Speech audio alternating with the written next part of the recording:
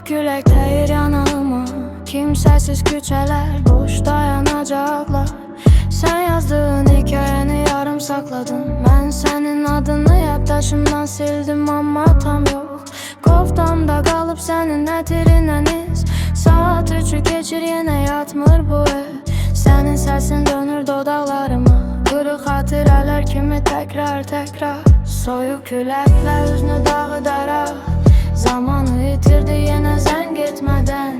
Bir-birimizi unudaq, qoy elə olsun. Gəmilərimizi özümüz batırdıq. Soyuq küləklə üzünü dağıdaraq, zamanı itirdi yenə zəng etmədən. Bir-birimizi unudaq, qoy elə olsun. Gəmilərimizi özümüz batırdıq. Sən getdin qayıtmaq üçün bəhanəsiz, mən qaldım yazmadığın cavablar içində. Storylərə baxıb keçirsən adımı, mən isə silə bilmirəm son şəklidə. Gecə stolun üstə 2 fincan, biri boş, biri də sənin qoxunda qalan. Deyirəm, bəlkə də yaxşıdır bu son, amma ürəyim hələ də etmir imkan. Soyuq küləkdə hüznü dağıdaraq, zamanı itirdi yenə zəng etmədən. Bir-birimizi unudaq, qoy elə olsun. Gəmilərimizi özümüz batırdıq. Soyuq külək qapısını dağıdaraq, zamanı itirdi yenə zəng etmədən. Bir-birimizi unudaq, qoy elə olsun. Gəmilərimizi özümüz batırdıq. Əlimi uzadıram, toxunmur heç nəyə.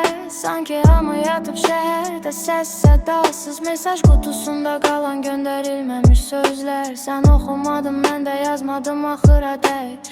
Bəlkə də lazım idi susmağımız, bəlkə də xilas edib batdığımız yer. Yenə də darıxıram itirdiyimiz üçün, həm özüm üçün sakitcə. Soyuq küləklə hüznü dağıdaraq, zamanı itirdi yenə zəng etmədən.